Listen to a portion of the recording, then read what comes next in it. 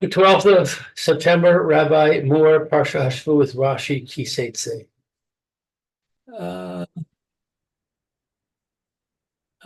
You shall do for his donkey, okay. And so you should do for his, I guess, clothes in Lato. No, so right. For his garment. Garment, okay. And so you should do for any thing lost of your brother, okay. Shir Tovad. Oh, Shir Tovad, that's lost, right? From him. And you find it, you should not hide it. Lo suchar lihisalem. You not be able to hide not it. allowed. Lo suchar. You may not. No. Oh, tuchal is allowed. Very interesting. Okay. Literally means you are unable to make yourself oblivious. Yeah, that's what I thought, but okay. I mean, you are unable, it doesn't mean physically, it means authoritatively. Ah. Okay, so there's a Rashi on Lo Tuchal Lehitalem. Cannot hide it. And he says, Lichbosh Eincha by Lichbosh is covering, no covering your eye. Yeah, it means like let's see how I translated it.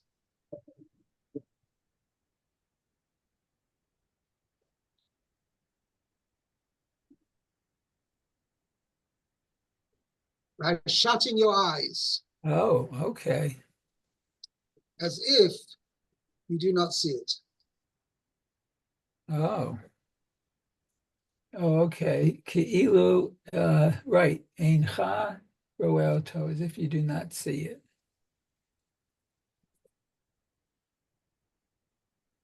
Wow.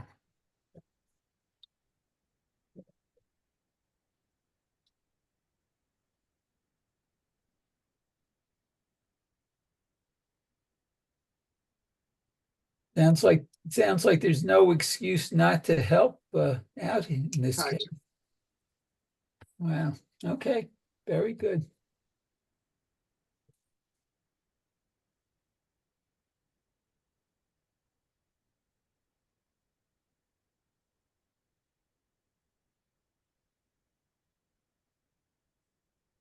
I have a note over here, very interesting, that he points out that the Targum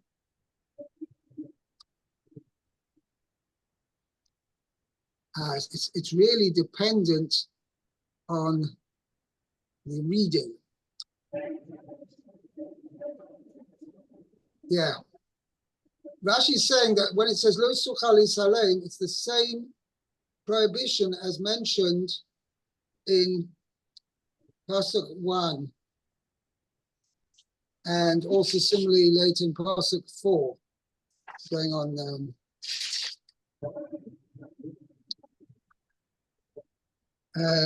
means no, you're not allowed to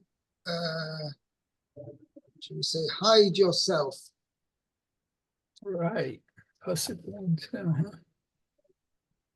Oh yeah,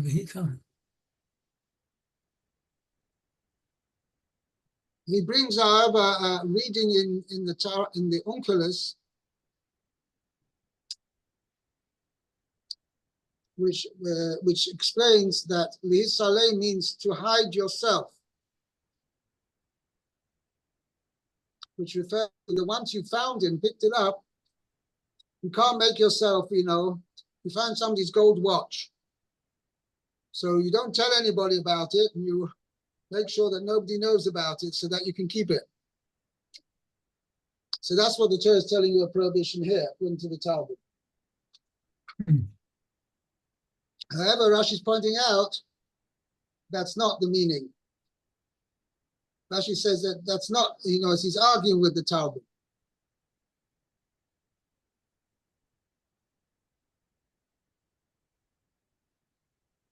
Okay,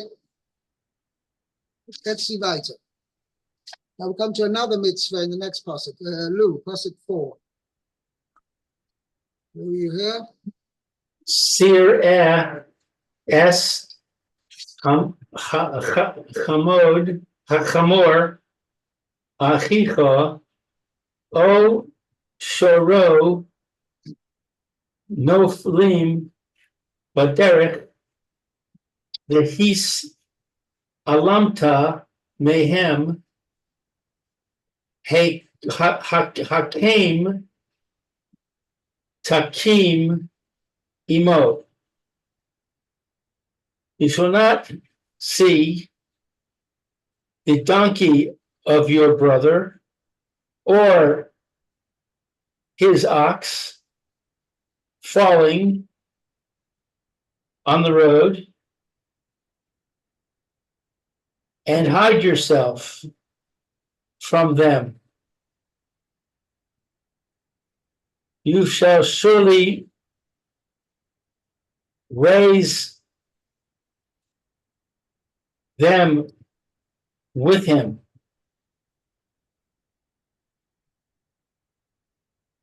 Raise it with him. Right. Let's see, 4. Hakem takim. Zo te'ina. This is loading. Le hatin ma si'u shenafal me alav. To load up his burden which fell from it. Right. Now, what is interesting is that generally, let's say you have in Parshas Mishpatim, there's a similar obligation that if you see there's an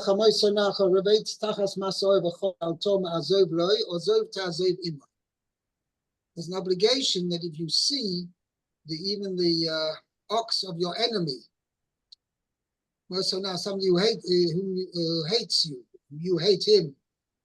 It's a whole discussion in the Gemara what kind of person we're talking about. But anyway, and you withhold yourself from helping him, you must help him, right? So that's about where an animal has buckled under the load, and now you have to help lift up the animal, lift up the load, and lift up the animal.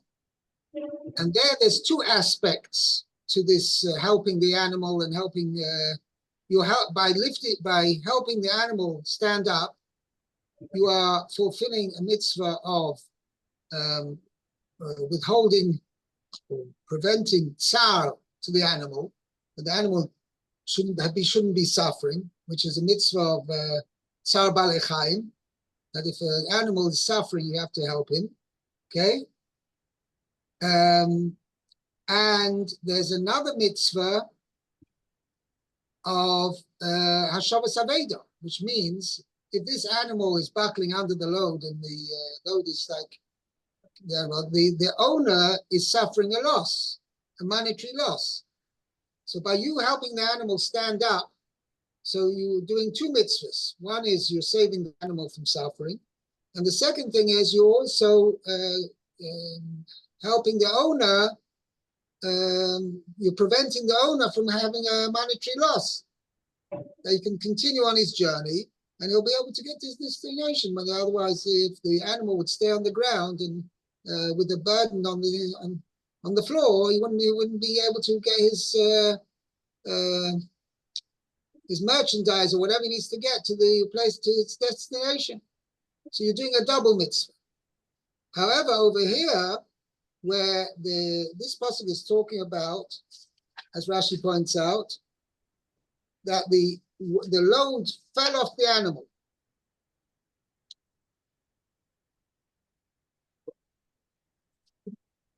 Zu te'ina lahatin masor shenofal olov, shenofal me'olov.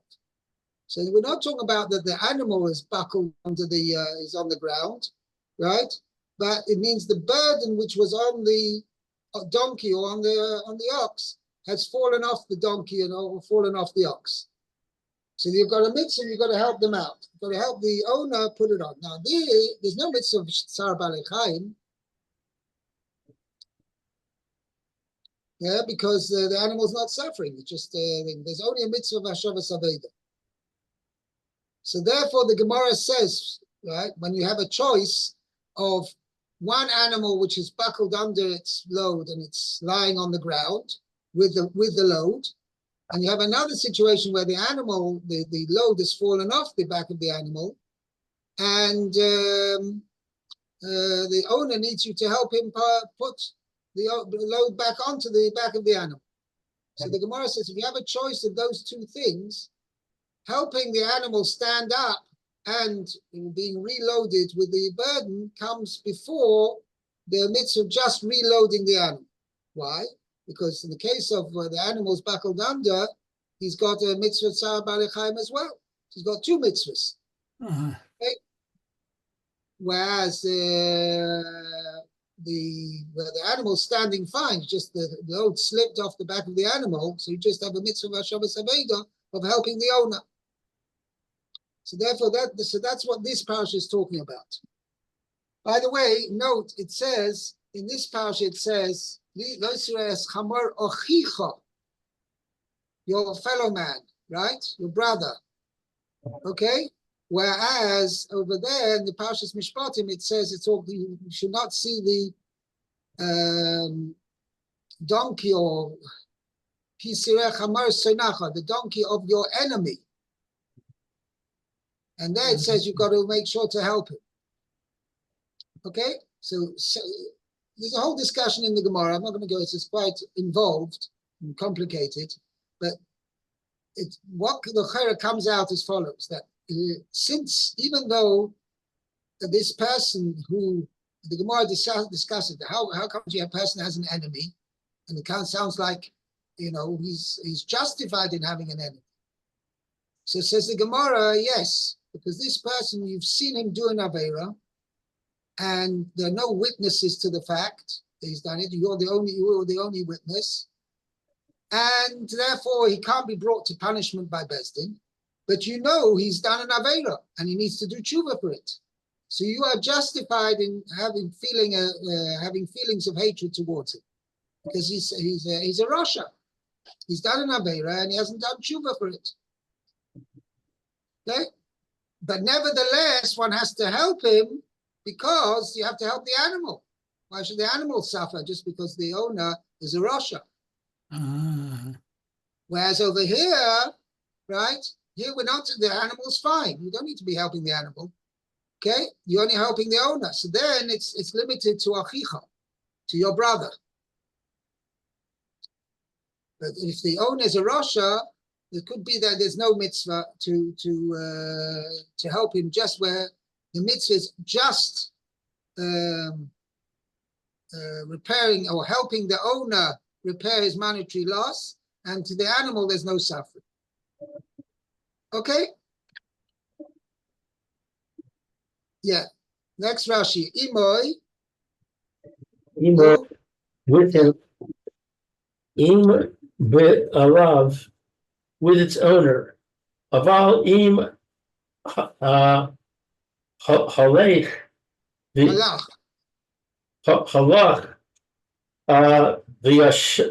v'yashav lo. Right here with my glasses. Oh, here they are.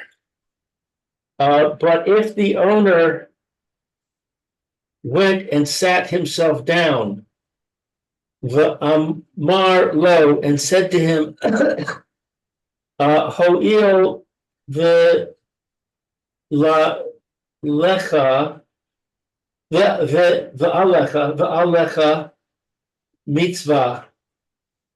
Since there is a mitzvah upon you, im retzisa litzon, if you desire to load,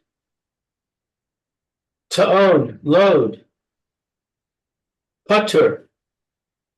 He's exempt in that case. He doesn't have to help him. Right. In other words, they have a saying in English, God helps those who help themselves. Right? Meaning, so it's not quite the same category, but a person doesn't have to help somebody, is not required to help somebody who's like throwing the load upon you. No, see, if the person needs help, he needs help, that's fine. But technically, if the person can somewhat help himself, he just needs to be aided, he needs to be assisted. And he said, well, you've got a mitzvah, I'll put it all on you. You don't have to, such a person, you don't have to help him out. You don't have to take the full burden of helping him. Okay? By the way, here again, there will be a difference between, in this case over here, where it's just merely reloading the animal and the animal's not suffering here. In the case where the animal's suffering, then even if the owner doesn't want to join in, but there's a mitzvah of preventing tzar balei chayim, that the animal shouldn't suffer. So for that alone, the other person, if the owner doesn't want to get involved in helping his own animal, but nevertheless, you see an animal suffering, you should help him out. You should help the animal. Even if the owner, as far as the owner is concerned, there's no obligation to help the owner, but it's to help the animal, then you are a mechuyev, b'chayra. Okay? Actually, I just want to, It's interesting because in Parshas Mishpatim, it also says, Ozer Tazev Imor. And I think Rashi also says the same thing over there. Just 1 second. That Rashi also says it's only if together with the owner you're mechuyev to help. I have to check that out. Okay. Let's continue. Meir. Okay. Let's see. It says, Lo yihiyeh kli gever al isha, v'lo yilbash gever simlat isha, ki toavat Hashem Elokecha kol aseh eleh. Okay, so let's. Called Oseh Ela. Oh, Oseh. Okay, so let's see. A man's clothes should not be on a woman, and a man shall not lo yubash wear a woman's outfit, garment. Okay, simla in modern Hebrews, I think, is a dress, isn't it? Simla. Yeah, but it can mean in biblical Hebrew, it means any garment. Any garment, okay. Because it's a toavad, abomination of Hashem your God, all who does this. Right. Okay. Basically, what the pasuk means is that to be a transvestite. Oh. Right. That means a woman dresses up as a man in order to be among men. Oh, okay. We'll see in the Rashi. Okay, so it says, let's see, this is Lo Yiyeh Kli Gever Al Isha, Shetehei Domeh Leish. So she shouldn't look like a man, okay? Kedei Shetelech Ben Hanashim.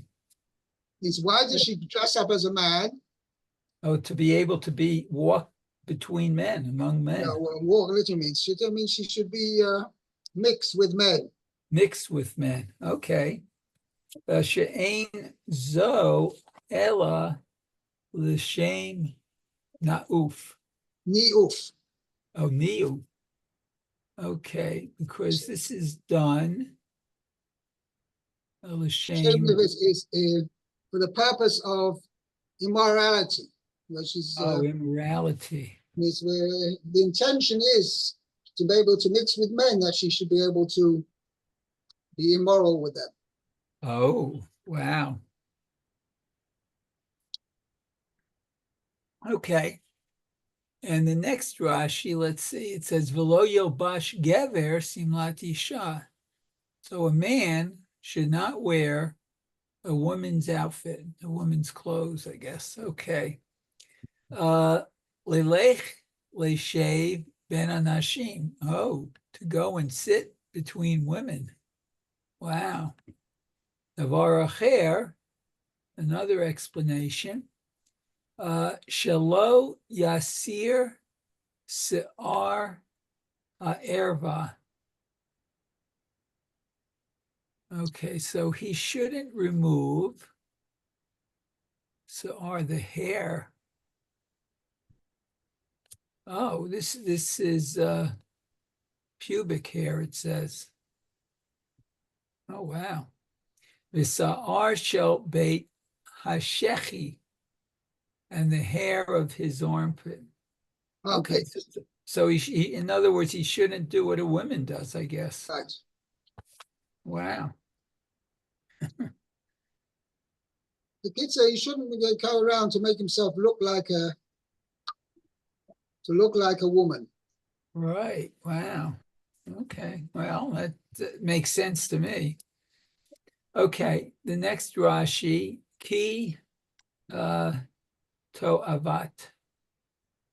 Okay, so it's an abomination. Lo asra Torah ela levush hamevi liyidei to'ava. Okay, so the Torah forbids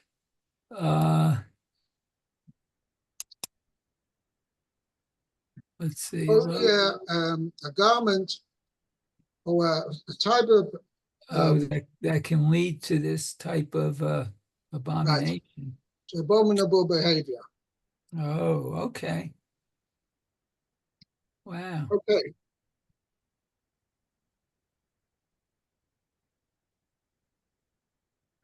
Yeah, there's a various actually things, but people may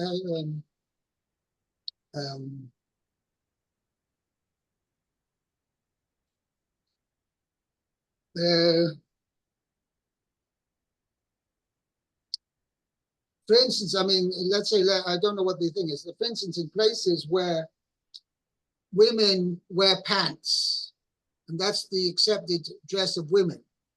Right. I'm not talking about wear tight pants, but then we wear loose pants.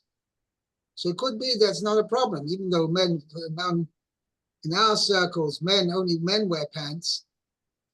But as far as I know, like for instance, in China, I understand women don't wear dresses or women wear pants, right? But if they wear loose pants, right, and that necessarily is not necessarily a problem. I mean, it's pants which are the type which are worn by women, so therefore it's not necessarily that's considered wearing men's clothing. But each according to it, each society according to its accepted, how do you call it? Accepted mores.